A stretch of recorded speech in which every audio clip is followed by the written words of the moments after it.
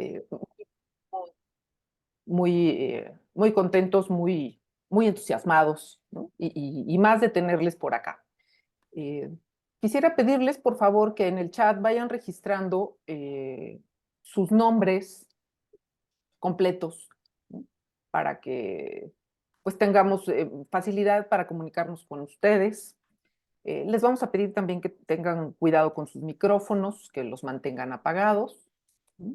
Y si no, pues los apagaremos desde acá. Pero en esta ocasión, pues vamos a dejarle el micrófono a los ponentes y las preguntas las haremos al final de la sesión a través del chat. Entonces, siéntase en la libertad, por favor, de estar escribiendo sus dudas en el chat, estaremos monitoreando y al final haremos un filtro de las preguntas, tanto desde el norte como desde el sur de la Ciudad de México.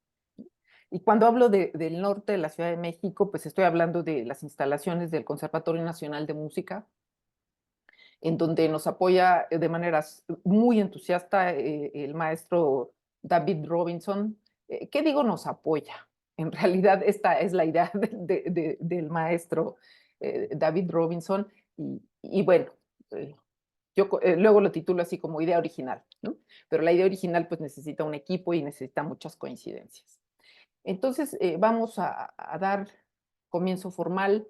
El Conservatorio Nacional de Música y el Instituto Nacional de Enfermedades Respiratorias les dan la más cordial bienvenida a esta, la segunda de 6 sesiones del ciclo de videoconferencias para cantantes.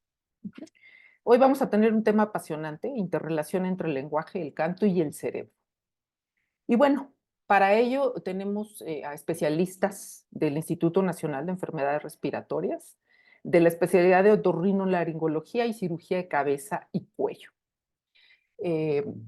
Antes de cederle la palabra al titular de este departamento en el INER, quisiera saber cómo andamos en el norte, maestro Robinson, cuéntenos. Sí, ¿qué tal? Buenos días, bienvenidas, bienvenidos. Muy bien, muy entusiasmados, como dice, esperando el inicio de la segunda conferencia. Así es que, pues muchísimas gracias. Bueno, pues encantados. Ojalá que el norte se mantenga conectado. Ya ven que la tecnología luego nos traiciona. Pero también Exacto. en ese sentido, siéntase todas y todos en la libertad de volverse a conectar. Estarán entrando ya de manera directa al aula, ¿no? Entonces ya, si la tecnología falla, no se preocupen, se vuelven a conectar y aquí lo seguimos esperando. Gracias, maestro Robinson. Y pues le voy a ceder la palabra al doctor Gabriel Tonacedo, que es el titular del Departamento de Otorrinolaringología y Cirugía de Cabeza y Cuello de este instituto. Él nos presentará a los ponentes del día de hoy. Adelante, doctor, por favor. ¿Qué tal? Buen día. No sé si ahí me escuchan bien, porque creo que Perfectamente. nuestra conexión no está muy bien. ¿Sí? Bueno, pues buenos días a todos, al maestro Robinson también, a todos los que están aquí. Eh, bueno, pues en esta sesión que vamos a tener es una sesión particular para nosotros. O sea, es un tema muy complejo, muy amplio, muy interesante. Y por eso fue que quise reunir a dos ponentes o invitar a dos ponentes distintos, porque creo que se va a complementar de una forma más enriquecedora el tema, ¿no? He estado nada más con comunicándome con el maestro Robinson por correo, por WhatsApp, intentando también conocer un poco más las necesidades y las cosas que les sean de utilidad a ustedes, porque así como los médicos tenemos un lenguaje, un idioma particular entre nosotros, pues yo sé que los cantantes, los artistas también tienen su propio lenguaje, sus propios términos, ¿verdad? Que para nosotros a lo mejor los conocemos de otra forma o los experimentamos nos referimos a ellos de otra forma. Entonces, me ha gustado mucho esta conexión entre nosotros para poder tener este conocimiento, ¿no? Mutuo. Bueno, pues si tienen alguna necesidad en particular o algo, pues estaremos pendientes para que en las otras sesiones podamos tener todavía perfeccionar, ¿no? Estas sesiones para ustedes. Y primero va a empezar el doctor Jonathan Osornio. Y para mí es una persona o un profesional particular porque él tiene 3 licenciaturas a su corta edad. Él es licenciado en Lengua y Literatura Hispánica por la UNAM. Además es licenciado en Psicología y médico cirujano también. Y pues ha estado con nosotros este último año aquí en Otorrino. Entonces, él conjuga estas 3 áreas de una forma particular. Él es un apasionado de las lenguas, del lenguaje, de la comunicación, y él será quien inicie. Y a seguir estará la doctora Cosette Brulé Aldana, que también ella es otorrinolaringóloga, también egresada del instituto, y actualmente también está haciendo su alta especialidad en laringología y fonocirugía. Entonces ellos van a complementarse para ver eh, qué pueden aportar en este tema, y que ustedes también nos retroalimenten, ¿no? En cuanto a lo que él es de utilidad. Muchas gracias. Y los dejo con el doctor Jonathan Osornio.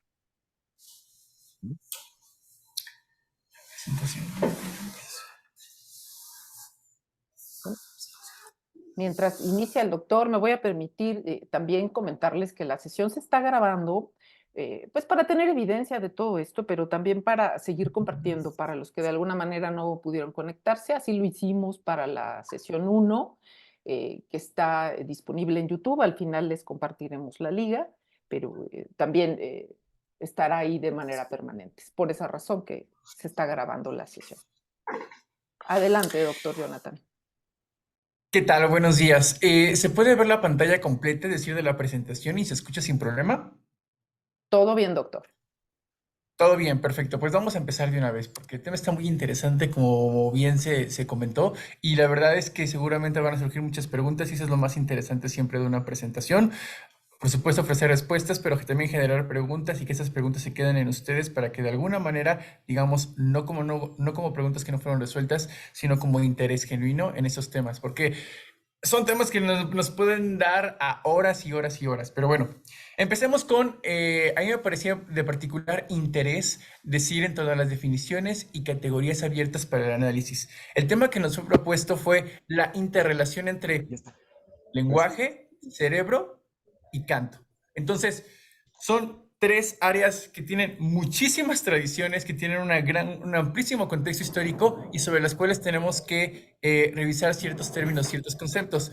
Específicamente, y en lo que en mí concierne, lo primero con la lingüística, ¿ok? La lingüística es una disciplina social que estudia el lenguaje, ¿ok?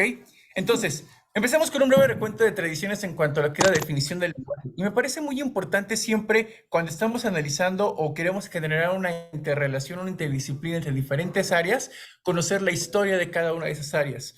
Porque la historia de una ciencia, como la historia de una disciplina, nos habla de no solamente cómo se construyó ese objeto de estudio, sino también las ambiciones y los retos que siguen teniendo esas disciplinas.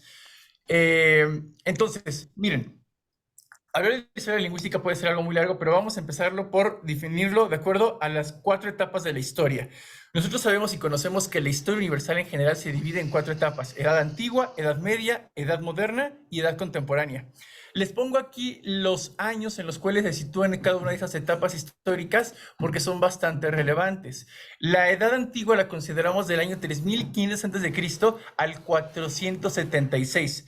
Bueno, sabemos que las definiciones en torno a cuándo terminó la edad antigua y la edad media tienen que ver con el Imperio Romano, por la importancia que tiene, en torno a la caída del Imperio Romano en Occidente y posteriormente en Oriente. Pero lo interesante es que nosotros empezamos a hablar de historia y no de prehistoria a partir del año 3500 a.C. ¿Por qué? Porque es entonces cuando surge la escritura. Y la escritura es uno de los canales a partir de los cuales el lenguaje, por supuesto, nos va a llenar de más conocimiento e información. Entonces es algo muy importante. Imagínense, nosotros no podemos decir que existe historia de la humanidad hasta que no tenemos evidencia de un hallazgo escrito, ¿ok? Ahora, el primer libro o la primera obra que toma problemas del lenguaje o de lengua es el Cratilo de Platón, ¿ok? Y la postura o conjetura general que tenía este libro era cómo las palabras tienen significado. Y aparecen dos posturas. Las palabras tienen significado porque en sí mismo conllevan un significado, es decir, la palabra mesa hace relación a una mesa por los sonidos que contiene la palabra, etcétera, o es completamente arbitrario. A alguien se le ocurrió que la palabra mesa, por ejemplo, hacía relación al objeto mesa. Entonces, nos podemos dar cuenta que desde un inicio el interés por el lenguaje era de tipo cognitivo, es decir, cómo nosotros podemos representar una realidad que tenemos en la mente, un contenido mental, cómo lo podemos expresar en palabras. Esto pasó a la Edad Media. Quiero que vean por ejemplo, este triángulo que aparece aquí, que eran los modus. Los modus, eso después evolucionó al signo lingüístico. El modus significandi, el modus intelligendi y el modus essendi. Esto, grosso modo, en síntesis de lo que trataba era, cuando yo tengo, o yo quiero decir, un evento de la realidad, lo primero que tengo que hacer es nombrarlo. Modus significandi. ¿Cómo lo voy a nombrar? Modus intelligendi. Aquel contenido mental que yo tengo de esa palabra. Y el modus essendi, es algo que es un poco más abstracto, es la idea o sustancia de esa realidad que yo puedo percibir a partir de una palabra. Pero miren, en la Edad Media pasa algo muy importante, que es algo que tenemos que considerar siempre, y es básico, y es que es cuando se empiezan, podemos decir que se conformaron las lenguas romance. Como ustedes saben, las lenguas romances son las lenguas que derivan del latín. Y esto porque me parece importante decirlo. Cuando nosotros queremos hablar de la historia de la lingüística, tenemos primero que pensar en cuál es el objeto de estudio que tenía esa disciplina que llamamos lingüística. En un inicio, solamente era conocer cómo las palabras tienen significado, por poner un ejemplo. Pero cuando ya tenemos, o cuando ya las lenguas están constituidas a partir de una gramática con sus diferentes elementos, sintaxis, fonología, fonética, es que ya podemos no solamente avanzar en los problemas de lenguaje, sino también de lengua. Llegamos a la edad moderna, y en la edad moderna uno podría decir fue hace muchos siglos, 3, 4 siglos. Bueno, pero los problemas de la edad moderna todavía los seguimos viendo y tienen que ver mucho, y con eso voy a cerrar mi presentación, porque en la edad moderna la lingüística se nutrió de un problema filosófico muy interesante que persiste hasta el día de hoy, que es la oposición entre empirismo y racionalismo. Sin entrar en detalles, podemos definir que el empirismo era una rama de la filosofía en ese momento, como de las disciplinas, en general de todas las disciplinas científicas, que postulaba que nuestros conocimientos provienen de nuestras experiencias. Empirismo, provienen de nuestras experiencias, por lo tanto son observables o los podemos observar. Bien, el racionalismo decía que nuestro conocimiento proviene de nuestras ideas, y estas ideas tienen que ver con la interacción de diferentes procesos mentales. Ahí hay una oposición. El conocimiento se crea a partir desde las ideas, o no puede haber conocimiento si no hay experiencia de algo. Y van a ver por qué esto me parece importante. Ahora, les puse también una imagen, la primera imagen, no sé si se pueda ver el cursor. Esta imagen que está aquí es la gramática de Nebrija. ¿Ok? Para 1492-1495 se publica la gramática de Nebrija, y ese es un evento fundamental en la lengua, porque antes no había un solo documento que nos regulara o nos dijera que cuando yo voy a producir una palabra, la tengo que producir o la tengo que escribir o tiene que llevar un cierto orden. Es a partir de que surgen las gramáticas que podemos decir que existe una norma en torno a cómo se debe escribir o cómo se deben analizar ciertos elementos de la lengua. Antes no, claro, porque es entonces cuando se conforma la lengua española. Antes, más o menos podemos decir que la lengua española surge o nace en el siglo XII después de Cristo. Bien, ahora llegamos a nuestros días, la edad contemporánea. Recuerden que les había dicho que había un tema en la Edad Moderna en cuanto a empirismo, racionalismo. Bueno, este tema evolucionó, y una de las formas en las cuales evolucionó es con el famoso debate que persiste hasta el día de hoy entre Chomsky y Skinner. Chomsky y Skinner ambos son psicólogos que estudiaron el lenguaje de manera muy profunda, toda su vida se dedicaron a estudiarlo, pero fíjense qué interesante es esto. Skinner decía que para estudiar el lenguaje o la manera en la cual se desarrolla el lenguaje en los seres humanos es a partir de la cantidad de estímulos que nosotros recibimos en nuestra vida. Buen día. Buenos días. Entonces, fíjense, cuando Skinner postula que nosotros tenemos un desarrollo lingüístico a partir de la cantidad de estímulos que llegan a nosotros, Skinner lo que está diciendo es que el medio es un factor que influye terriblemente en nuestro aprendizaje de la lengua, y creo que nadie podría negarlo. ¿Cuál es la oposición que le hace Chomsky en ese famoso artículo de Crítica? Bueno, la crítica que le hace Chomsky a Skinner es, sí, el medio es importante y tenemos que tener una base de estímulos muy buena para poder tener un desarrollo lingüístico, pero resulta increíble cómo se da en cierto momento de la vida una explosión del lenguaje, del conocimiento que tenemos del lenguaje, de las estructuras sintácticas que desarrollan los niños, que no es acorde a la cantidad de estímulos. Vamos a ver en las etapas de desarrollo del lenguaje que hay un momento de ventana de explosión en el cual el niño no quiere parar de hablar, no quiere dejar de hablar. Y esto hace relación al innatismo, recupera ideas del racionalismo y cómo en general el desarrollo lingüístico también tiene que ver con componentes heredados evolutivamente. Bueno, ahora, miren, parto con una definición y les dejo una pregunta y la voy explicando. El lenguaje es un sistema de comunicación humano, y yo sé que aquí puede haber como que muchas personas que digan, bueno, pero es que las abejas también tienen un lenguaje. Es una postura muy interesante, no nos da tiempo de debatirla, pero vamos a definirlo y les voy a explicar el por qué decimos que el lenguaje es un sistema de comunicación humano. Ahora, eso es bien importante. Hay sistemas de comunicación, pero no todo sistema de comunicación es un lenguaje. No obstante, el lenguaje sí o sí es un sistema de comunicación humano, ¿ok? Ahora, ¿desde qué edad podemos empezar a decir que existe el lenguaje en los seres humanos? Eso es algo muy básico. Se ha postulado, dentro de las diferentes teorías que existen, tenemos que partir de una básica, que es que existen 4 etapas de desarrollo lingüístico. La etapa prelingüística, la etapa holofrásica, la etapa de combinación y una etapa poslingüística, ¿ok? Si queremos situar más o menos esto en edades, que es complejo y siempre genera mucho debate, la etapa prelingüística la podemos establecer de los 0 a los 12 meses. La etapa holofrásica de los 12 meses a los 24 meses. La etapa de combinación, aquí varía, existen más variaciones, pero es de los 24 meses hasta más o menos los 4 años, 3 años y medio de edad. Y desde entonces podemos hablar de una etapa poslingüística. En la etapa prelingüística tenemos primeras vocalizaciones y balbuceos. Si acaso lo que vamos a poder percibir en el infante es que van a aparecer monosílabos. En la etapa holofrásica, como el nombre lo indica, holofrásica es una frase que va a buscar tener todo un contexto o que va a buscar predicar todo un significado. Leche. El niño no está diciendo leche en sí mismo, quiere decir pásame la leche o dame de comer, etc. En la etapa de combinación es cuando ya aparecen 2 elementos que son semánticamente opuestos, es decir, 2 contenidos conceptuales diferentes que se buscan unir. Ya son primeras frases, pero muy simples. Dame queso, pásame tal carro, juguete, etc. Y en la etapa poslingüística es cuando el lenguaje, la función del lenguaje ya está desarrollada y se da esta explosión o este periodo en el cual el niño empieza a generar amplísima.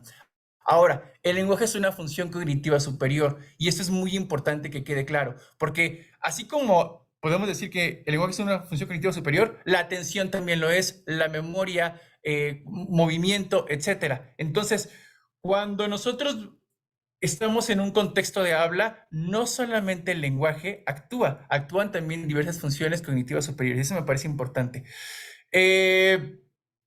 Nótese cómo también estas etapas de desarrollo lingüístico coinciden con las etapas de Piaget, las etapas sensoriomotora, preparacional, operaciones concretas y operaciones formales, que parte del desarrollo cognitivo en general de toda persona. Ahora, miren,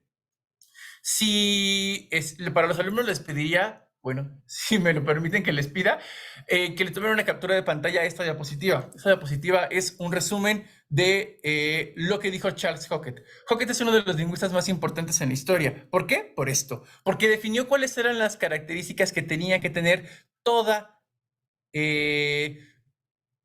sistema de comunicación que quisiera ambicionar a creer que es un lenguaje. ¿Ok?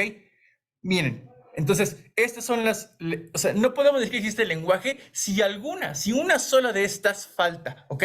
Entonces, las lenguas son un sistema de comunicación a partir del lenguaje, y esto me parece bien importante, ¿ok?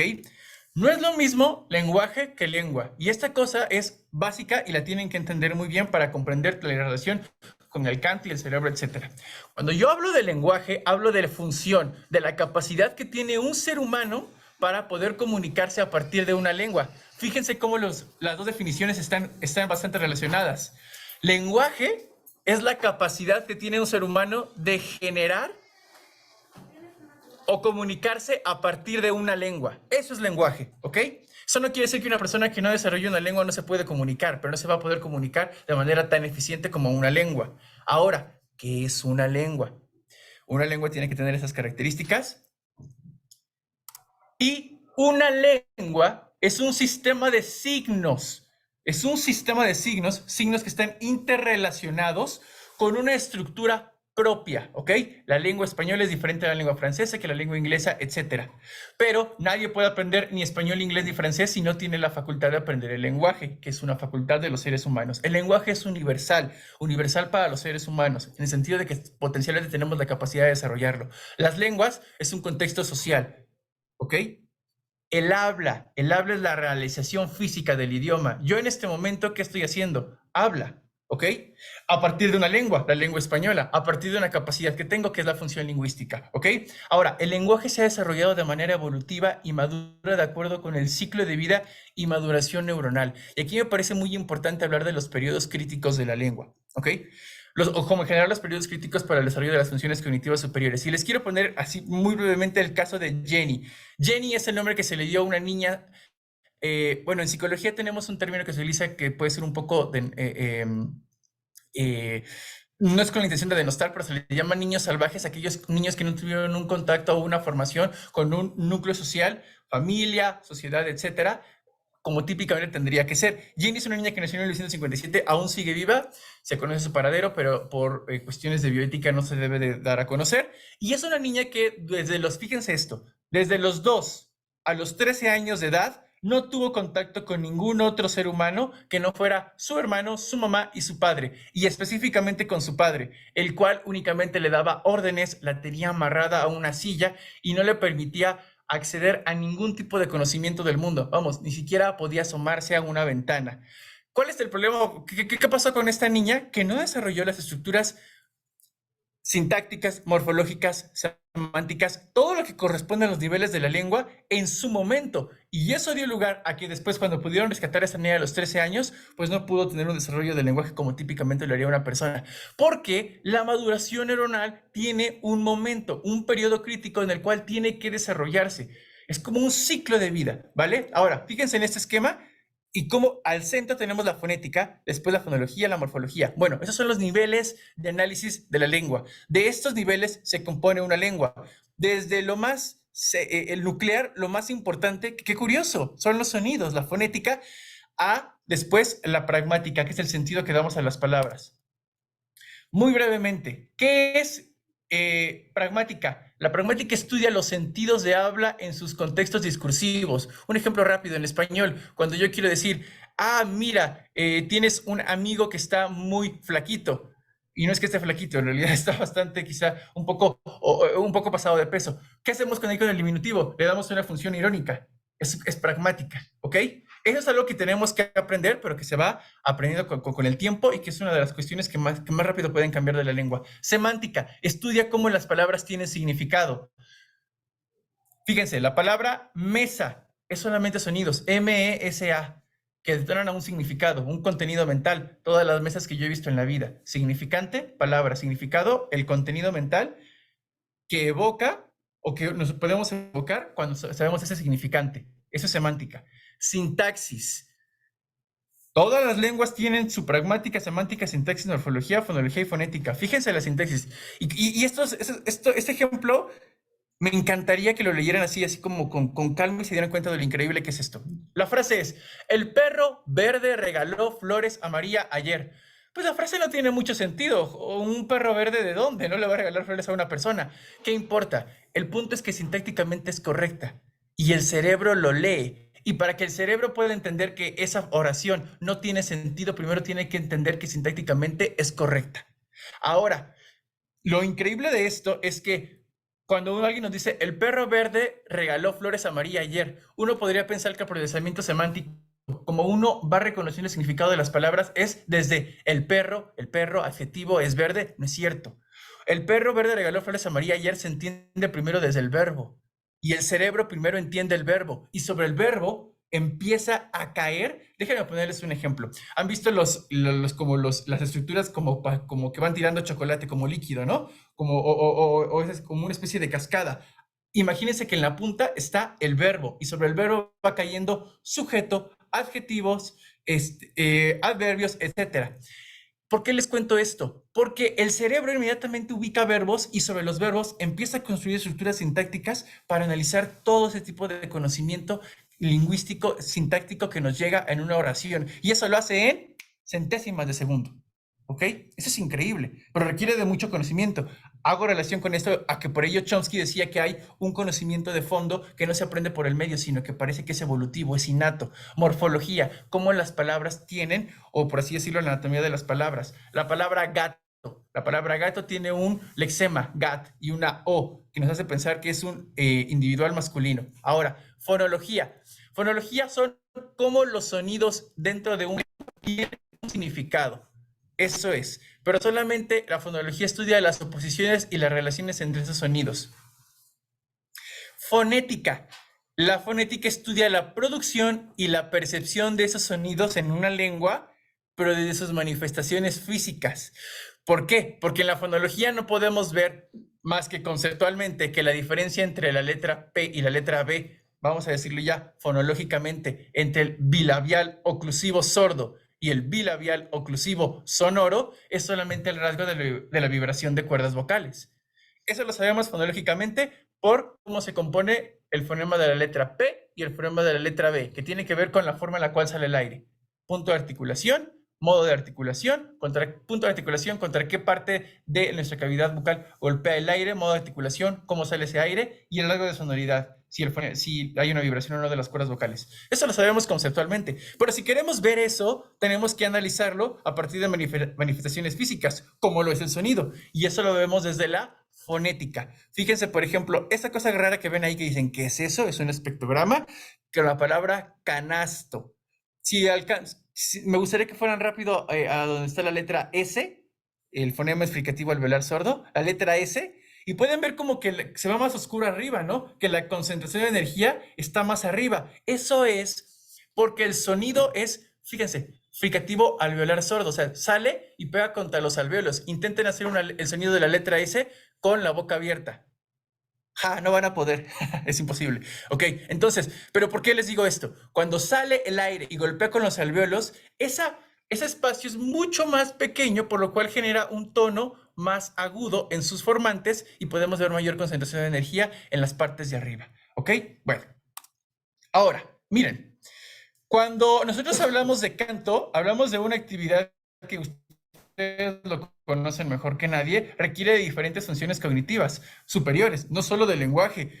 Les pregunto, ¿requerirá de funciones visoperceptivas y visoespaciales? Claro que sí, y eso se va a explicar en un momento con mayor detenimiento, por ejemplo en la ópera. ¿Por qué? Porque hay una visualización de lo que se está representando y se vean activadas ciertas áreas del cerebro que tienen que ver con la imaginación o con el procesamiento de imágenes visuales. El lenguaje, las funciones ejecutivas. ¿Será importante la memoria? Por supuesto. ¿Será importante la atención? Claro. Entonces, no solamente es el lenguaje, es una combinación de diferentes funciones cognitivas superiores. Un caso, por ejemplo, de esto es cuando alguien sabe que tiene que mantener una tesitura de voz. Eso ustedes lo conocen perfectamente. Que un tenor tiene que ser tenor y no se tiene que pasar de pronto a barítono, etcétera, ¿no? Y todo esto tiene que ver con la coordinación que debe existir entre las diferentes funciones para mantener, en este caso, este rango vocal.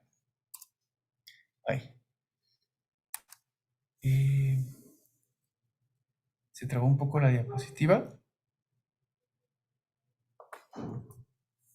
Sí, ahora, miren, de manera muy básica, la doctora Cosette en un momento les va a explicar con mayor detenimiento esto, pero sí quiero que, a veces los términos en neuroanatomía pueden ser muy complejos cuando uno está inmiscuido por completo en ellos, pero fíjense esto, vamos a quedarnos con que el lóbulo frontal toma funciones de ejecución, tanto así que ahí se encuentra la personalidad, ¿ok? ¿Qué decido hacer? Decisiones, conciencia, la ética, pero ¿qué creen también que se encuentra en el lóbulo frontal? La estética. ¿Cómo nosotros percibimos un fenómeno artístico? El canto es un fenómeno artístico, la pintura lo es, la literatura, y eso sucede en el lóbulo frontal.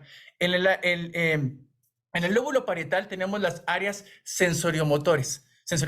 Entonces, si uno quiere o si a uno le cuentan, por ejemplo, tengo un amigo que se cayó y se lastimó la rodilla, etcétera. Bueno, cuando alguien nos cuenta eso, ya hay una activación de la corteza somatosensorial que está en el lóbulo parietal, porque estamos imaginando esas partes del cuerpo. Incluso cuando nosotros imaginamos el dolor, se activan redes neuronales que están en el lóbulo parietal, ¿ok? Entonces, sensaciones y coordinación motora, lóbulo parietal. Lóbulo occipital, visión, quédense con eso, con la visión. Y el lóbulo temporal, que es uno que nos importa mucho, el lenguaje, porque específicamente ahí se va a dar la comprensión del lenguaje, ¿ok? Ahora, cuidado con esto. Lo que les acabo de decir, hay una tradición antiquísima en la psicología, en la neurología y en la medicina que nos hace constatar que esto es así. Pero miren este esquema es de Franz Joseph Gall, un médico y psicólogo que decía que existen ciertas áreas del cerebro para determinadas conductas, pero las conductas eran, por ejemplo, amar, espiritualidad, guerra, etcétera, ¿no? Combatir, ira, ¿no? Claro que esto no es cierto. Una cosa es que hay cierta especificidad en cuanto a los lóbulos del cerebro para determinadas acciones y otra cosa es decir que existen áreas para acciones concretas. ¿Por qué les digo esto? Siempre la tentación que tenemos es creer que existen ciertas conductas que están localizadas específicamente con redes neuronales en puntos del cerebro y no siempre es así. Cuidado con eso.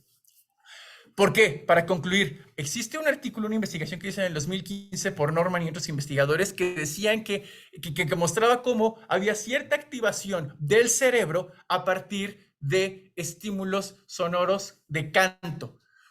¿Qué era lo que pasó? Eran 15 participantes que se les pusieron, escuchen esto, 165 estímulos sonoros. La cantidad de discriminar, la cantidad de, el ejercicio de discriminación que tiene que hacer entre 165 estímulos sonoros es altísima. Pero ellos vieron que había una cierta, y eso me parece importante, cierta diferencia ante la percepción del canto. Lo que estamos viendo aquí es una electrocorticografía. Se ponen diferentes electrodos en las partes del cerebro para ver la estimulación en distintas áreas. Entonces, sí, qué bien que podamos, que 2015, esto es muy reciente relativamente, qué bien que podamos darnos cuenta de cómo dicen las áreas del cerebro que se activan durante el canto, pero, ¿qué crees? Estas también se activaron cuando aparecían, por ejemplo, la música y el habla, y la relación no era tan diferente. Entonces, todavía es muy joven la neurociencia como la psicología para decir que es un área del cerebro. Cuidado con eso. Pero lo que sí me parece importante es que cuando analizamos, bueno, además que algo que me parece muy importante que me gustaría dejarles esta como interés, curiosidad, es que el canto no solamente es algo que percibimos como lenguaje. Claro, porque efectivamente el lenguaje, la lengua, los músculos, faringes, etcétera, todo lo que todo lo que les voy a explicar en un momento aparece. Pero el canto es un fenómeno artístico, estético, que tiene que ver también con cómo nosotros o la actividad neuronal que estamos desarrollando frente al canto. Por ejemplo, yo no solamente estoy percibiendo la música, estoy percibiendo si lo tocó bien, si lo ejecutó correctamente. Lo mismo con el canto, si la técnica vocal es correcta, si en ópera qué es lo que se está transmitiendo, si por ejemplo está en otro idioma, etcétera, ¿no? Todo esto, la percepción estética, y esa es una curiosidad que les quiero dejar, que creen, sí tiene ciertas activaciones, sí tiene ciertas redes neuronales de activación en la corteza orbitofrontal, lo que está más cerca, casi en la frente, ¿no? Esa es una resonancia magnética de un estudio que hizo Semir Zeki, un médico que quiso analizar cómo ante diferentes estímulos estéticos como la pintura y la literatura se veía activada esta área del cerebro. ¿Por qué el lóbulo frontal? Porque tiene que ver con la memoria, con el reconocimiento de funciones ejecutivas, con procedimientos, etcétera. Entonces, el fenómeno estético del canto tenemos que estudiarlo no solamente desde el lenguaje, sino cómo percibimos el canto como obra artística. Y para concluir, miren, aquí tengo dos cuadros, dos pinturas, y con esto cierro. En la primera pintura, y esto pasó, esto es real, esta pintura es del Bosco, un famosísimo pintor holandés, extracción de la piedra de la locura. Pues se creía antes que la locura se podía alojar en una piedra. Fíjense lo que era este pensamiento. No quiero que lo vean como algo absurdo o raro, sino que vean la ambición que existía en esas explicaciones. Creer que una situación que puede haber sido, por ejemplo, una demencia del lóbulo una demencia, una epilepsia frontotemporal, etcétera, un fenómeno neurológico, se entendía como locura. Y esa locura creían que estaba depositada en una piedra, en una zona del cerebro, y que tenía un componente físico. no caigamos en ese tipo de ambiciones sin que la ciencia de fondo nos ofrezca los resultados concluyentes, como decir que existe un área del canto. No busquemos la extracción de la piedra del canto, porque, y con esto cierro, recordarán el famoso mito de Orfeo y Eurídice. Orfeo saca a Eurídice del Hades, la recupera del Hades, y la única condición que le pone Zeus para esto, bueno, saben que toca, que era un gran músico, toca la lira y además canta, y por eso convence a las personas que tienen que convencer en el Hades para sacar a Eurídice, pero la única condición que le pone Zeus para que Eurídice vuelva a la vida es no voltees a verla. No voltees a verla. Y dentro del mito, ¿por qué volteó Orfeo a verla? Porque estaba preocupado para saber si le podía seguir el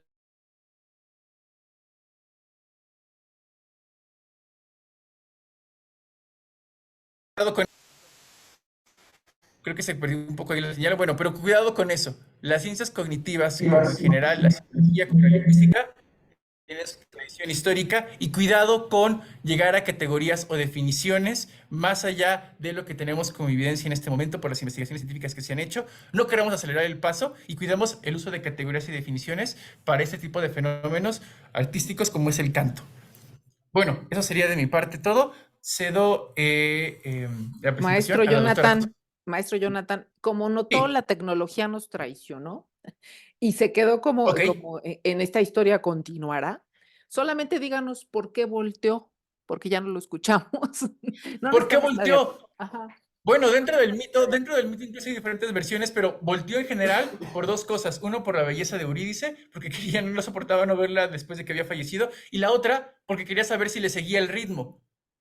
Okay. Porque le estaba sacando de la ES y quería saber si le seguía el ritmo. Y la analogía que estaba haciendo es cuidado con establecer categorías o definiciones de ciertas categorías en neurociencia y psicología para definir, por ejemplo, que existe un área cerebral específicamente para el canto o para la percepción estética del canto, porque aún no tenemos estudios concluyentes para eso. El estudio más reciente, que es extraordinario, de 2015, tiene que pasar una gran tradición histórica para que podamos llegar a este tipo de definiciones. Eso era. La doctora Gracias, Cosette, gracias, doctor. fácil, a continuación. Claro.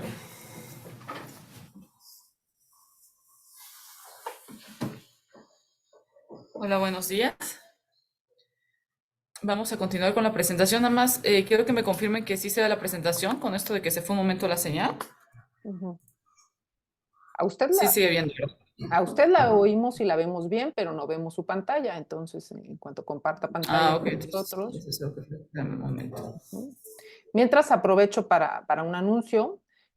Por favor, no olviden, participantes, poner sus preguntas en el chat. Sé que están procesando toda la información, igual que nosotros, pero no vamos a ceder el micrófono en esta ocasión. Se filtrarán las preguntas a través del chat. Así es que vayan poniéndolas en cuanto lo consideren pertinente. Ahora sí, Ahí le ya se ve la confirmo, doctora, presentación. ya vemos la Ok, presentación, ok. ya está en pantalla completa. Adelante, por favor. Ok, perfecto. Entonces, vamos a continuar la presentación. Mi parte de la presentación es más enfocarse a la parte ahora así como neuroanatómica de precisamente esta relación que hay entre canto y habla y el cerebro, vaya, que es la parte neuronal. Voy a estarles mencionando sitios obviamente anatómicos a nivel del cerebro. Obviamente son quizás nuevos términos que ustedes escuchen, pero lo hice de una manera bastante ahora sí que es sencilla para que lo puedan entender y más que nada para que se den una idea como que a nivel, o sea, de imagen, dónde está sucediendo todas estas interrelaciones entre cuando ustedes cantan, ¿ok? Entonces, bueno, de manera muy breve, sabemos que la vocalización del canto es un proceso que tienen que entender tanto sensorial como motor.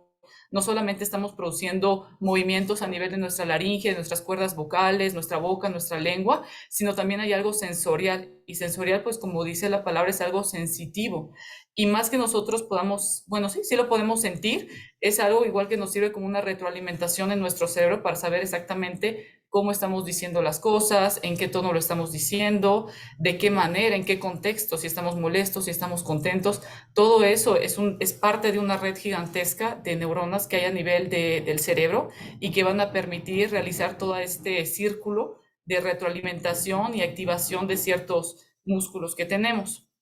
Entonces, vamos a continuar acá.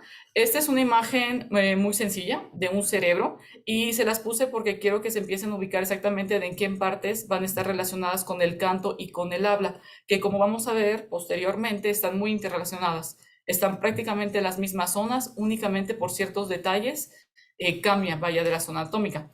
Entonces, acá les puse y les subrayé, les remarqué, vaya, en verde. Vamos a empezar, bueno, a centrarnos en lo que es el lóbulo temporal, que es todo el área que está rodeada de la línea punteada amarilla. Y este lóbulo temporal es lo que ya mencionaba Jonathan, el doctor Jonathan anteriormente, que es donde principalmente se ha visto que actúa el nivel del habla y donde se ha visto igual que está el canto también relacionado. Entonces, si bien sí tiene redes neuronales a otras partes del cerebro, este lóbulo temporal está enfocando y es donde más hay esta actividad. Dentro del lóbulo temporal existen unas áreas que se llaman circunvoluciones, que son como que las partes grises, que ahora sí que vaya, parecen como unos gusanos, y entre cada materia gris que vemos hay algo que se llama un surco, que son como las hendiduras que tienen, y todas esas tienen unos nombres específicos. En el caso de, por ejemplo, les remarqué en verde, aquí estamos hablando de un surco que se llama el surco temporal superior. Y en este surco es donde se ha visto que está más el habla relacionado, todo lo que es el lenguaje, como por ejemplo ahorita estamos hablando entre nosotros, ¿no? Y en la parte azul, que es ya parte de una circunvolución, que es como una parte más gruesa, que igual forma parte del lóbulo temporal superior, está más concentrado la característica del canto. Entonces, si ven, es realmente la misma zona del cerebro, sin embargo que tienen una estrecha relación entre ellas y por lo tanto se puede dar precisamente toda esta interrelación. ¿Ok? Entonces eso es como que a grosso modo donde nos vamos a estar ubicando anatómicamente. Y en la parte morada, eso se los recalqué porque ahí igual hay una función, más que nada, vamos a irlo tocando posteriormente, pero relacionado con la ópera, con la imaginación igual y cosas más sensitivas, ¿ok? Entonces vamos a ir avanzando. Entonces este nomás es un esquema para mostrarles que hay una estrecha relación y retroalimentación entre lo que es el cerebro y nuestro órgano vocal, que es la laringe. Acá obviamente me centré nada más en la laringe, sin embargo tienen que recordar que igual todo su aparato resonador, como ustedes le llaman, no tanto los senos paranasales, sino la cavidad bucal con la lengua, los labios, el paladar, todo esto van a tener conexiones neuronales hacia el cerebro y a su vez el cerebro va a mandar emisiones eléctricas, señales, para precisamente ayudarnos a posicionar nuestra laringe, nuestras cuerdas vocales, nuestros músculos en la posición adecuada que queremos para producir cierto tono, cierta vibración vocal y a la vez producir, ahora sí que el característico timbre de voz que tiene cada uno de ustedes. Acá me basé en este esquema. Déjenme mover esto de acá. Este esquema es un esquema, se ve un poquito complejo, pero es algo bastante sencillo al final de cuentas. Lo que quiero que vean es más que nada, tenemos aquí la parte anatómica representada precisamente por la laringe y la cavidad oral. Y si ven acá va a haber como que 3 columnas que van a representar 3 vías diferentes de señalización de lo que es la laringe hacia arriba, que es el cerebro, ¿ok? La parte de en medio, que es con la que vamos a empezar hablando, que está representada por los colores verdes y blancos, es el centro motor. Y como su nombre lo dice, el centro motor es más que nada el movimiento, las señales que nos van a permitir hacer la vocalización de la laringe, de las cuerdas vocales, la posición de la lengua, el paladar.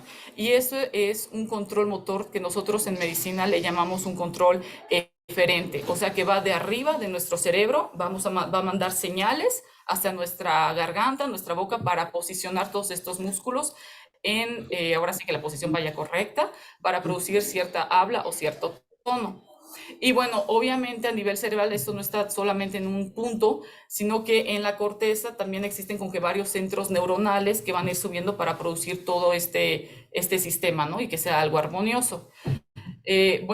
La característica acá con respecto al canto y al habla más que nada es que, por ejemplo, las zonas verdes, que son como que el primer escalón que envía la señal antes de tocar ya el aparato resonador y lo que es la laringe en sí, nos va a servir más que nada para una vocalización voluntaria, como le llamamos, que es el hecho simplemente como ahorita de que yo estoy hablando o, por ejemplo, si ustedes quieren cantar, eso es una vocalización voluntaria.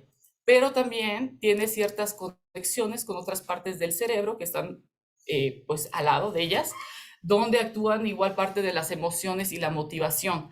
Y es por eso que a veces cuando uno escucha música, cuando uno incluso canta, aunque no somos cantantes y todo eso, podemos tener y emitir ciertas emociones al cantar. Entonces, en esta parte verde, que es como el primer escalón, sucede también eso. Entonces, es la vocalización voluntaria más cierta parte emocional y motivacional al momento de realizarlo.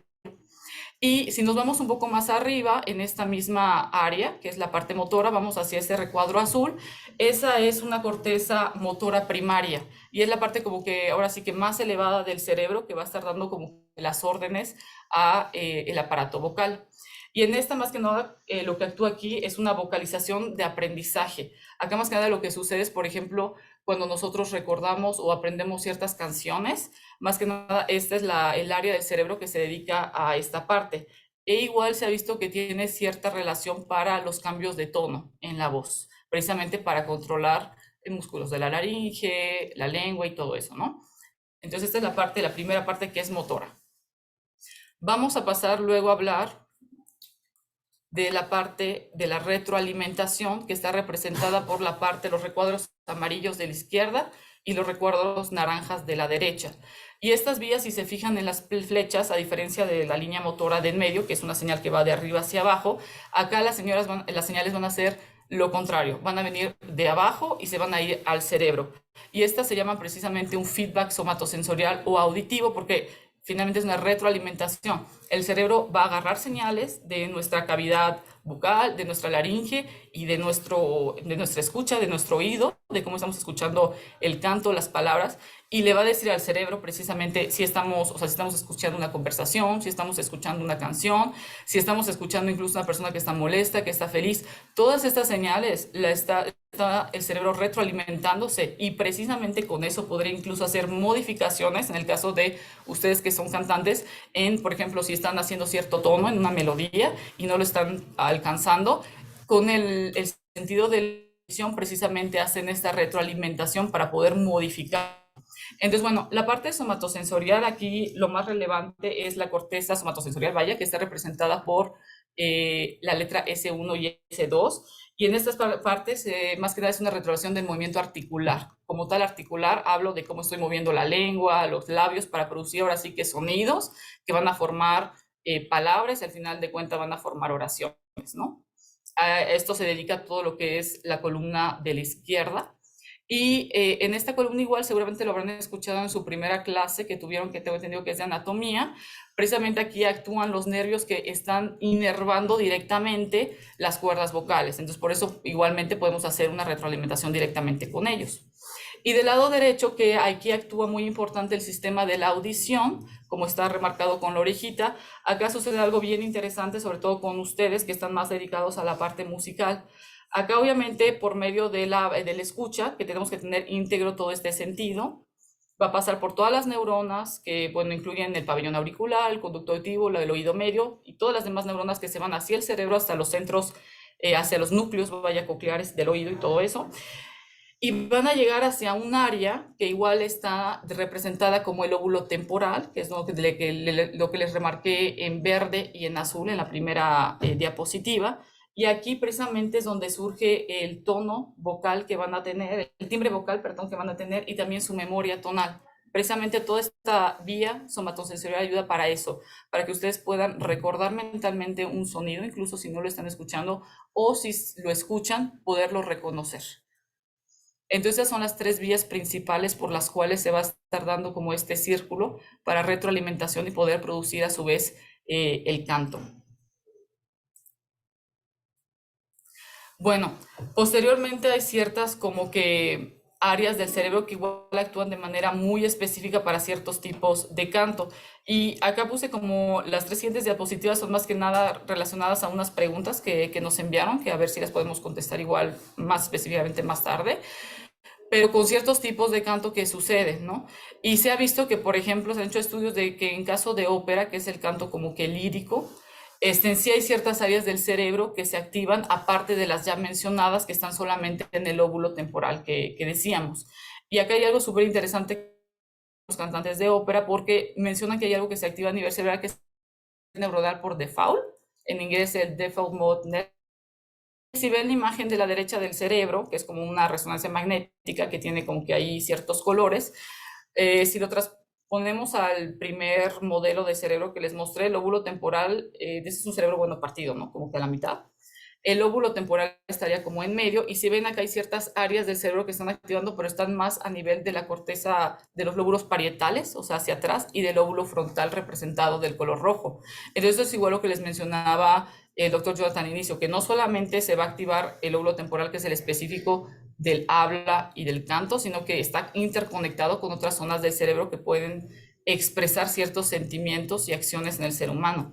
En este caso, con los cantantes de ópera se ha visto que se activan estas áreas del cerebro y son áreas que emiten un recuerdo en tercera persona o incluso un recuerdo nuestro, por ejemplo, una anécdota, que estamos recordando algo que no estamos viviendo actualmente, pero que quizás vivimos hace 2 días, o un recuerdo de la infancia, y podemos recordar no solo lo que pasó, sino la imagen mental de lo que sucedió.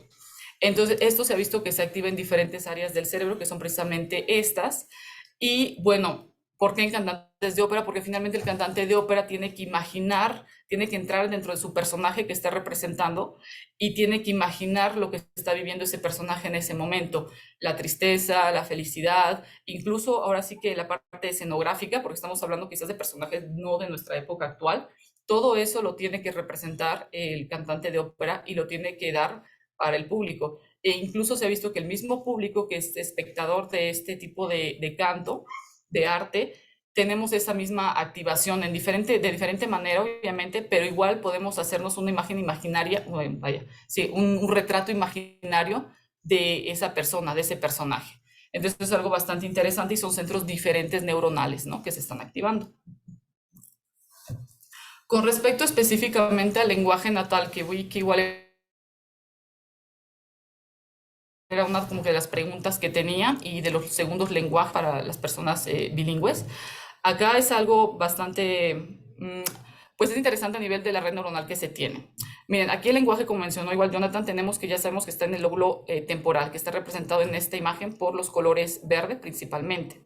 Sin embargo, para el lenguaje también existe otra área del cerebro que está más en el área frontal, representado por el color rosado, que se llama el área de Broca, que aquí más que nada, así para hacerlo como que muy fácil, es como que la pronunciación o la parte motora de su lenguaje, y la parte temporal, la parte auditiva. Y estas dos áreas van a estar conectadas entre ellas precisamente para poder producir el habla que tenemos, como lo estamos haciendo ahorita. Y bueno, todo el proceso de habla conlleva igual a diferentes pasos para que se pueda formar, desde la idea que tenemos o el sonido en nuestra cabeza hasta precisamente la pronunciación de las palabras y de las frases.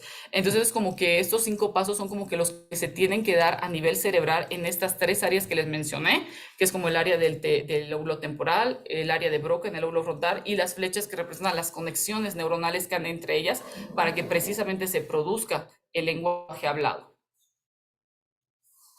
Y con las segundas lenguas, en este caso, que es también un estudio que han hecho de que, bueno, si se activaban diferentes zonas del cerebro, y eso les compete igual a ustedes porque sé que cantan pues en diferentes lenguas, sobre todo lo que es el latín, el ópera y todo eso, se ha visto que dependiendo de la edad a la que se aprende el lenguaje y a la que se domina el lenguaje, puede haber ciertas diferencias en las áreas de activación. Sin embargo, estas van a ser prácticamente las mismas. En el caso de, por ejemplo, niños que aprenden una segunda lengua, tercera, cuarta, incluso antes de sus 5 o 7 años, se ha visto que la activación a nivel cerebral es prácticamente en el mismo lugar. Tanto si están hablando en español, inglés, francés o cualquier idioma que ellos sepan, el área de activación es exactamente la misma. Y cambia un poquito dependiendo si la aprendemos a una edad más grande. Después de los 7 años se ve que si bien es en la misma área, como está representado en la foto de la derecha, con los colores amarillo y rojo, son áreas adyacentes, no están sobrepuestas, pero están una al lado de la otra. Entonces eso más que nada es para mencionarles que aún así el lóbulo temporal es el que tiene mayor peso en esta actividad. Y bueno, con eso cierro mi última diapositiva.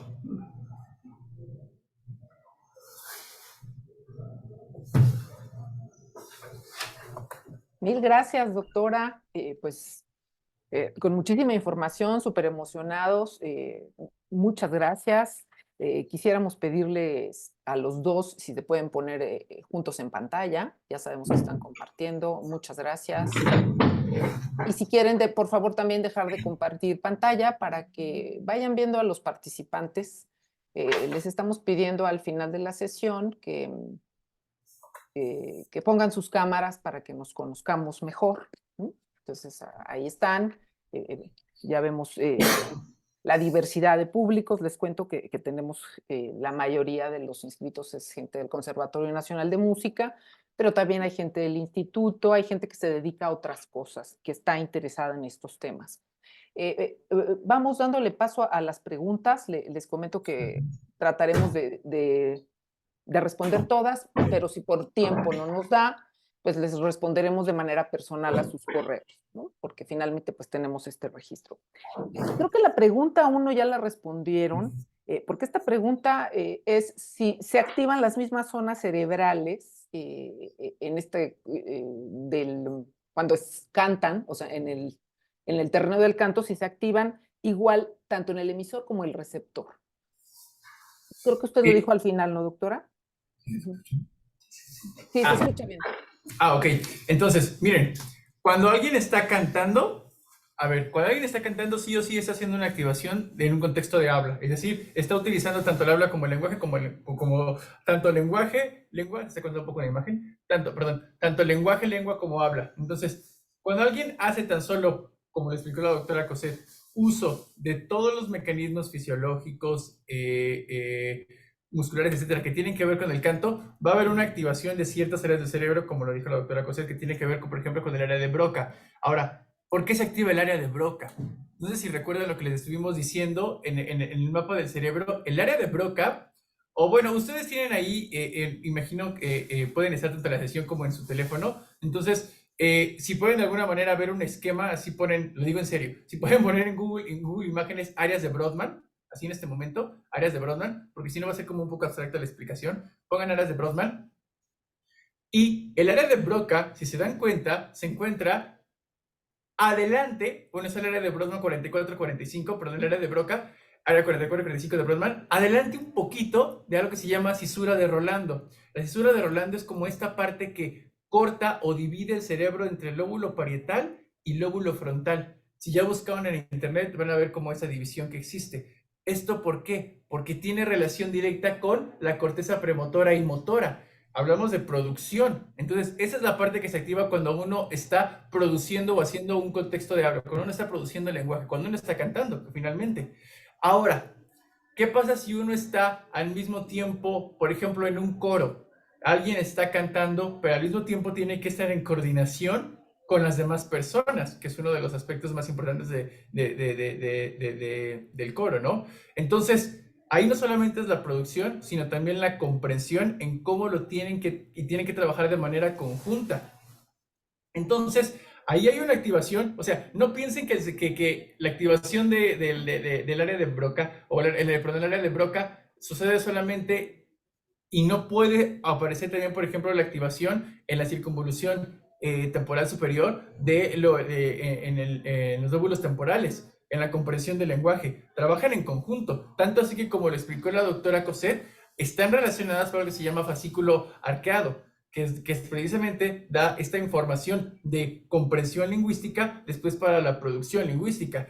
Y la verdad es que sobre eso es un tema muy interesante. A quien lo preguntó le diría que sigue investigando sobre el tema. No es que no queramos contestar más, pero por las cuestiones de tiempo. Pero, por ejemplo, le diría a esa persona que investigue lo que es la vía ventral y la vía dorsal de la comprensión semántica. Así lo puede buscar, porque es bien interesante que el fascículo arqueado es una vía neuronal que se activa, por ejemplo, cuando uno quiere responder ante preguntas que hacen relación con el espacio. Por ejemplo, ¿dónde está tal cosa? Y por ahí hay una red neuronal que se activa. Mientras tanto, hay una vía ventral mucho más abajo que se activa cuando la pregunta hace relación a un qué.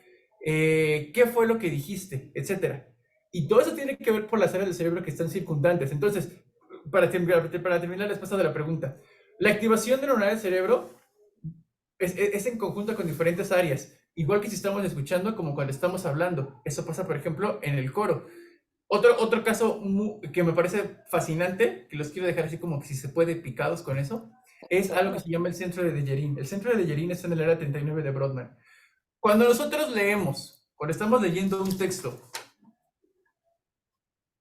¿cómo llega la comprensión de esas palabras? ¿Ustedes creen que la comprensión de cuando alguien nos dice algo, por ejemplo, la mesa es de color azul, yo qué sé, el sentido del color azul, ¿ustedes creen que cuando es el mismo? Esas neuronas que se activan cuando que nuestro cerebro quiere comprender que una mesa es de color azul, se activan de la misma forma si alguien nos los dice, que si alguien lo lee, sí. Y pasa que no estamos hablando de vía visual, pero en la vía visual, recuerden que les decía que era el lóbulo occipital, del lóbulo occipital hay la conexión entre el lóbulo occipital y el lóbulo temporal, es el centro de Dejerín, el área 39 de Brodmann, porque esa información visual tiene que ser procesada como si la estuviéramos escuchando. Ese es un ejemplo de cómo hay diferentes procesos cognitivos, tanto cuando estamos produciendo como cuando estamos comprendiendo. Excelente, doctor. Muchas gracias. Zulyamir, espero que haya quedado esta parte clara. Paul Octavio Arceo nos pregunta, si las personas les cuesta afinar, ¿quiere decir que tienen algún problema sensorial o motor? Sí. Aquí hay que ser un poquito específicos con esta pregunta, es una muy buena pregunta. Finalmente, el afinar tiene mucho que ver con la vía motora de la que hablamos, que es la vía central. Ahora sí que es de las señales que van del cerebro hacia nuestra laringe, porque afinar es lo que produce, bueno, se produce un afinamiento, ¿no? Vaya, a nivel de los pliegues vocales, un estiramiento de ellos, puede ser que incluso un estrechamiento de los mismos a nivel de los músculos, bueno, los aritenoideos. Los intraaritenoideos, perdón, y el cricotiroideo, que es como que lo que más permite el afinamiento de una voz, que la haga como que más aguda. Y bueno, en este caso sí tiene mucho que ver una parte motora, más que una lesión. Si a una persona le cuesta trabajo afinar, yo creo que sería más una cuestión de entrenamiento, porque le dije que ustedes tienen todo un proceso para calentamiento de voz igual, antes de cantar, y finalmente luego ya sus ejercicios de canto, ¿no? Sí podría ser que haya cierto tipo de factores que influyan, pero es algo que se ve, vaya, es algo que se puede ver o detectar, en el sentido de, por ejemplo, si uno está enfermo, obviamente va a haber un cambio a nivel de la voz, por todo lo que conlleva inflamación de las mucosas, incluso a nivel de sus resonadores, de los senos paranasales que se bloquean, pues hay toda una congestión de secreciones, obviamente el sonido no sale igual. O, por ejemplo, en caso de personas que tienen reflujo esofágico, ¿no? Que produce una inflamación a nivel precisamente de la mucosa aritenoidea, incluso puede afectar a los pliegues vocales. Son unos pliegues que van a estar por recubiertos de más moco, entonces esto podría afectar. En caso de que haya una lesión motora, más que afinar se darían ningún cuenta, porque nosotros le llamamos eso ya una disfonía, o sea que al habla normal incluso ya hay un cambio en la voz, y es vaya, fácil de detectar en el sentido de que nosotros lo podemos ver a nivel de endoscopía, con cámaras, con estroboscopía, que hay una falta o un movimiento no armónico de los pliegues. Pero sí, o sea, sí puede ser que haya un problema sensorial o motor, pero habría ahora sí que otros signos, vaya, a ese nivel que nos mostrarían. Sí, sí, sería una parte como anatómica inclusive, ¿no? Claro, en cada caso de lesiones, nódulos. Ok, ok. Muchas gracias. Paula Abril Vergara pregunta que si algún problema emocional o trastorno mental pueden afectar las áreas del cerebro que ayudan al canto. Esa pregunta es sumamente interesante, al mismo tiempo que es sumamente compleja y sumamente diversa. Pero creo que de manera concreta habría dos cosas que son importantes decir. Obviamente sí, en el sentido de que, por supuesto, toda respuesta emocional que genere un cambio o un evento estresor va a tener niveles de estresor y va a bajar los niveles de serotonina, y por eso va a crear las funciones cognitivas superiores como la atención, como la memoria, y por supuesto también en ese sentido del lenguaje. En ese sentido, claro que sí. Además de que te vamos a ver todos tus sistemas de recompensa, y que creen, es interesante. Las vías neuronales del sistema de recompensa están muy relacionadas y son muy cercanas con el área de Broca. Y tiene que ver en general por toda la percepción motora que se puede ver afectada. Claro que sí. Ahora, hay otro punto que me parece interesante decir de esto, que es el canto es algo muy emocional, como fenómeno artístico es algo que no puede prescindir de una esfera emocional en nosotros, ¿no? Por supuesto que una cosa es canto de ópera y otra cosa es incluso, podemos decir, un canto religioso, etcétera, pero tiene una esfera, un componente emocional muy potente, muy fuerte. Entonces, tanto así que también existen estudios, lo que pasa es que es mucha información, ¿no? Para ver qué podamos contar en lo poco tiempo. Sí, necesitamos otra sesión. Existen estudios que dicen cómo hay una activación de la formación reticular cuando se escuchan cierto tipo de ritmos musicales. Pues es obvio, la formación reticular tiene que ver con el sueño, con los ciclos de sueño, ¿vale? Entonces, evidentemente, una carga emocional o un evento estresor te puede mover a muchas cosas. Como en general la música puede crear este tipo de fenómenos o de eventos emocionales, ¿no? Claro. Entonces, ahora es una pregunta muy interesante y que tendría que ver, que tendría que analizarse desde cuestiones de neuroquímica. Oiga, Para doctor, quien la preguntó, inclusive, va más mucho a para allá. cuestiones de neuroquímica. Y perdón, yo estoy enlazando con lo que justo fue la pregunta anterior. El estrés, por ejemplo, pues también va a provocar inflamación en distintas áreas del cuerpo, ¿no? Entonces, se sumarían también estos factores, tal vez, ¿no? Ok, muchas gracias. Vamos con la otra pregunta que está enlazada totalmente a lo que están diciendo, y es si el canto puede ayudar a distintos padecimientos, ¿no? Como la tartamudez, por ejemplo. Sí, justamente, y esto quiero que recuerden la imagen del cerebro, toda la interrelación que hay entre los diferentes como que circunvoluciones y surcos que vimos. Esto es súper interesante porque es por eso que muchas personas, por ejemplo, tienen problemas, por ejemplo, personas que sufren, por ejemplo, infartos cerebrales en ciertas áreas del cerebro y son personas que tienen ya cierta dificultad para el habla. Depende exactamente en dónde se dan estas lesiones a nivel cerebral, en qué zona que va a producir un efecto a nivel de, bueno, en este caso enfocamos al lenguaje y a la articulación motora del mismo, comprensión y articulación motora del lenguaje o, bueno, en este caso del canto igual. Y es interesante porque, por ejemplo, muchas personas dicen el tartamudo sí puede cantar y pues canta fluido, ¿no? Pero no puede hablar de una manera fluida. Y esto es porque precisamente el canto se salta una parte a nivel cerebral, da un salto, un gap, que ya no tiene que pasar precisamente por el proceso de los 5 pasos que les puse para procesar el habla, que haya ahora sí que una palabra, una frase. El canto se salta esta parte. Entonces, por eso que el tartamudo puede como tener un canto fluido, sin ningún problema. Y eso sucede con otros padecimientos, por ejemplo, personas que no pueden formular la parte motora del habla, sin embargo, entienden perfectamente lo que se les está diciendo, pueden seguir instrucciones, pueden incluso leer sin problema, pero no pueden comunicarse. Y está el efecto contrario, que si está lesionada alguna otra parte del lóbulo temporal, va a producir el efecto de que pueden hablar fluidamente, pero incluso ellos no están entendiendo lo que están diciendo o se les habla y no entienden eso, pero pueden contestar. Entonces, Okay. esto más que nada con respecto al canto es esa característica que si bien está interrelacionado con la parte de Broca, que es la parte motora y del habla, sí tiene ciertos saltos que da precisamente para permitir al tartamudo cantar sin ningún problema. Ah, interesantísimo. Esto puede explicar inclusive estos fenómenos en el Alzheimer, ¿no? Que las personas pueden no identificar o recordar cosas y de pronto sí pueden cantar. Y lo vi hace un par de días con el caso de Neil Damon, que tiene Alzheimer, y lo subieron a hacerle un homenaje en Broadway. Y en ese momento tomó el micrófono y cantó completa Sweet Caroline, ¿no? Entonces era una sorpresa porque no recordaba a su familia, pero sí recordaba la letra de esta Sí. famosa canción. Entonces, qué interesante. Bueno, pues yo ya estoy haciendo más preguntas que los participantes, pero bueno, algunas se han repetido. Con la que podríamos ir cerrando, si ustedes están de acuerdo, es que, de acuerdo a lo que ustedes explicaron, ¿no? El lenguaje se diferencia de la lengua y del habla por cómo se desarrolla. ¿Sería correcto llamar a la música entonces un lenguaje? No. Ok. No, definitivamente no. ¿Qué es lo que pasa? Cuando hablamos de lenguaje, cuando se dice lenguaje, a ver, las palabras tienen polisemia, ¿no? Y alguien puede decir, pues para mí el lenguaje es esto, ¿no? Pero en la ciencia, o cuando buscamos hacer ciencia, buscamos apoderarnos de categorías que expresen o representen un fenómeno de la realidad de una manera concreta. Entonces, es importante cuidar las categorías.